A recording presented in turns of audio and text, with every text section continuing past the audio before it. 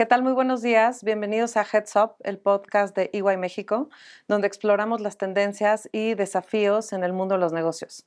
Hoy tenemos con nosotros a Bruno Sarda, nuestro líder para los servicios de cambio climático y sostenibilidad para EY Américas, que comprende el territorio de América Latina, Estados Unidos y Canadá. Gracias, Bruno. Muchísimas gracias por estar con nosotros el día de hoy. So now we are going to be having a short conversation with you. So first of all, amid of climate crisis, opportunities arise for innovation and creation of new economy models, right? What are some of the most promising innovations that you have seen in the sustainability space, and how can companies leverage those opportunities? Well, thanks for having me, Ruth. It's great to be here. Many companies, many of our clients have made commitments to decarbonize their operations and their supply chains as part often of net zero transformation strategies or other science-based targets. So clearly that's going to be good for the environment and the climate. But in many cases, it can actually unlock new values and new value creation for their companies. For example, many of our clients are turning to renewable energy contracts to help decarbonize their Scope 2 emissions, their purchased energy, purchased electricity. But for many, this is actually saving them money and is proving cash flow positive over the life of their decarbonization target period. I'm also really excited about some innovations we're seeing in heavy industry, where it's really hard to decarbonize in industries like steel or cement, where decarbonization, again, is going to reduce the carbon footprint of their product, but it's actually opening new markets and creating new business models for them of having these low carbon products to offer in new market segments. So, we work with many companies across sectors looking for these climate opportunities in their value chains and to help them answer questions like, what would it cost me if I don't get this right? So if I wait too long or if I don't make the changes necessary, because the change is coming, climate change is happening, energy transition, decarbonization is underway, but also, and importantly, what is the value of getting this right? So what is the investment case? What is the business case for leaning into this? And whether it's cost savings, whether it's the access to finance or the cost of capital or even competitive advantage. So lots of new innovation in the business models we're seeing with, I think, a strong business case behind it. So Bruno, you've highlighted the importance including nature and biodiversity, advancing sustainability efforts within the organizations. So could you share some successful examples, particularly in the Americas, that we could somehow, replicate or leverage in Latin America, please? Sure. We often talk so much about climate, as we should, that I think sometimes we've not focused enough on nature and biodiversity, which is very real. In fact, many sectors of the global economy, many sectors that our clients and companies in the Americas operate in have both an important impact on, but also reliance on nature and biodiversity. So that's why it's crucial for companies to develop robust nature strategies into both their overall sustainability strategy, but frankly, their overall business strategy. For example, food producers, right? Food producers whose activities have contributed to things like deforestation need to understand how to reduce that risk associated with maybe it's regulation like the EUDR or even potentially litigation in some cases, but also the physical risk and the potential ecosystem collapse or resource scarcity, right? Their business depends on a healthy output from nature, right? Nature needs to keep delivering those ecosystem services. So we're working with clients implementing new approaches for regenerative or more sustainable farming practices, land use practices. This has to do with, understanding, again, the dynamics of the place. Climate is a very global thing. If you emit carbon in one part of the world and you reduce it in another part, you can kind of do that accounting. Nature and biodiversity is very, very local when you talk about water, when you talk about crops, when you talk about biodiversity, wildlife, and of course all the social dimensions of nature and the people on those lands.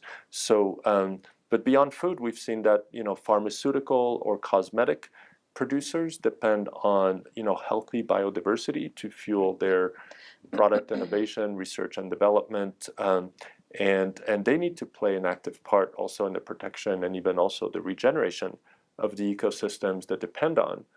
And other sectors, also very active and all across LATAM, for example, in energy, right? Right. We rely enormously on water for any sort of, whether it's metals and mining, whether it's thermal energy generation.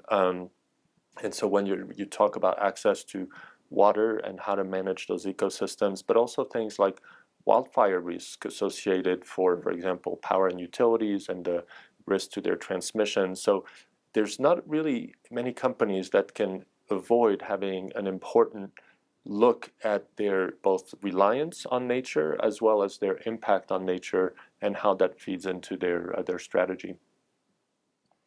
Great. So you've also discussed the need to acknowledge and manage change.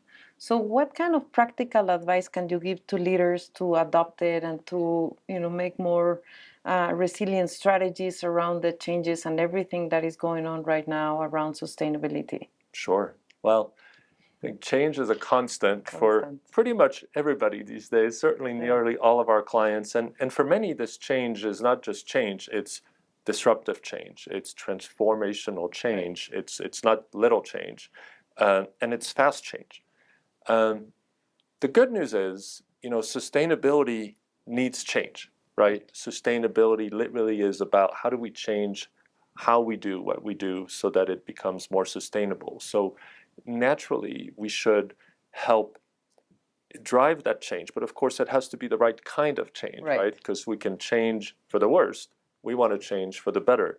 So I think sustainability leaders need to be just very comfortable with the idea of change. They need to be ready to influence the direction of that change, helping their organization understand the benefit of more sustainable change. And then they need to help lead that change. So I think sustainability leaders need to be really good change leaders, change agents, change managers.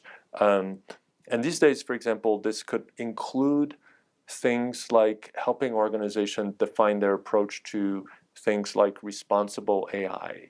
There's a lot of AI-led disruption. So, you take that opportunity. There's a lot of change happening. How do you inject sustainability into that, as opposed to waiting for somebody to just want to have that conversation about, let's talk about sustainable change. Right. You talk about organizational change and how to drive sustainability into that.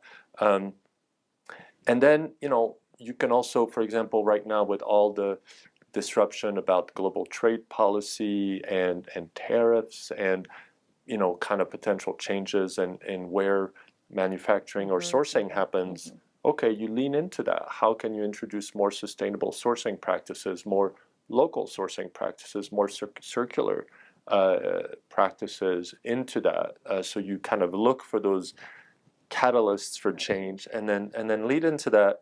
But of course, the approach to sustainability itself, I think, is also changing. So I think sustainability leaders and their teams need to be comfortable with the idea of being adaptable and flexible and agile and frankly, resilient, comfortable with a high level of ambiguity and lack of clarity, right? So like I often tell my teams and our clients' teams is, figure out how to navigate in the fog as opposed to just waiting for the fog to go away.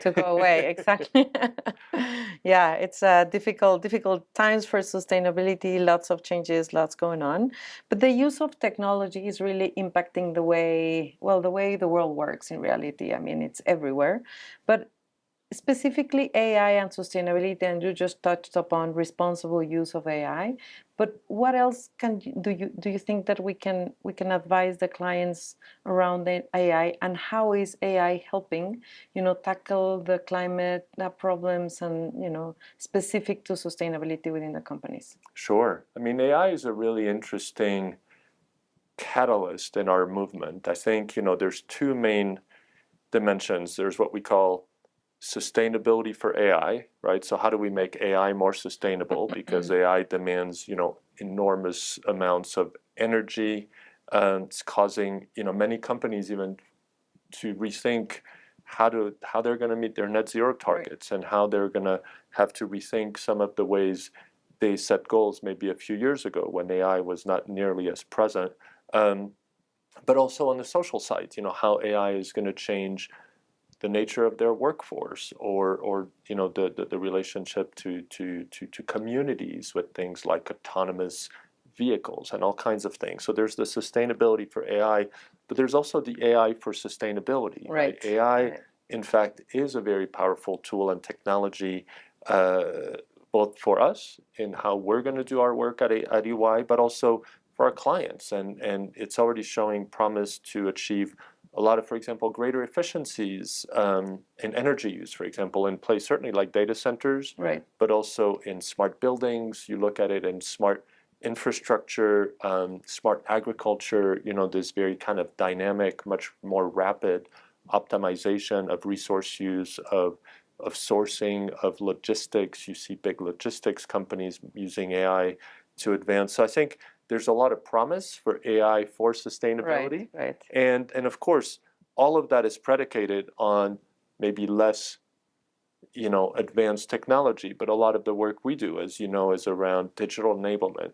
You need end-to-end visibility and traceability and access to, data across your ESG value chain, right? You need to understand where data is originated, calculated, aggregated, reported in some cases, but also, and more importantly, managed, so that you can feed it into things like large language models and kind of machine learning, so that then it can be used to make smarter decisions. So that digital enablement layer, frankly, hasn't happened for many companies in their ESG and sustainability data. So that's a lot of the work we do these days, is helping create that foundation that then AI can sit on top of to advance decision making and reduce impacts.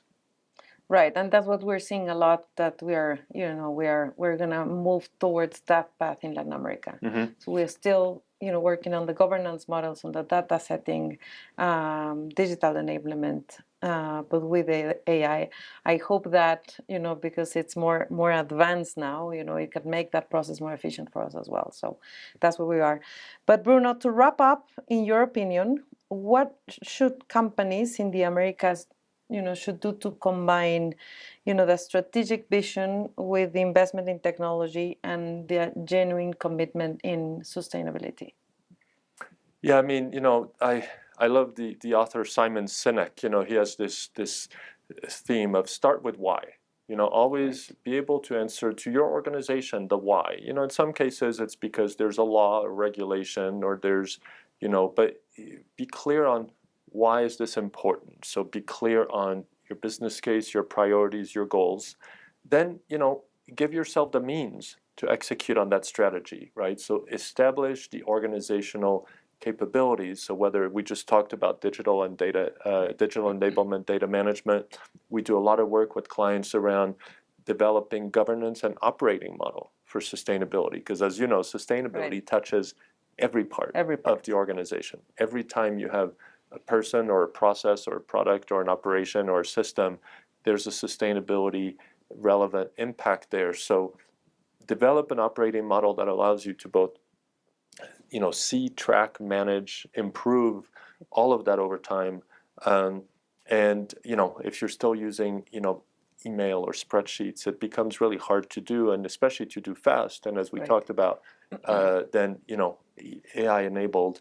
And then as we talked about earlier, I think stay agile, right?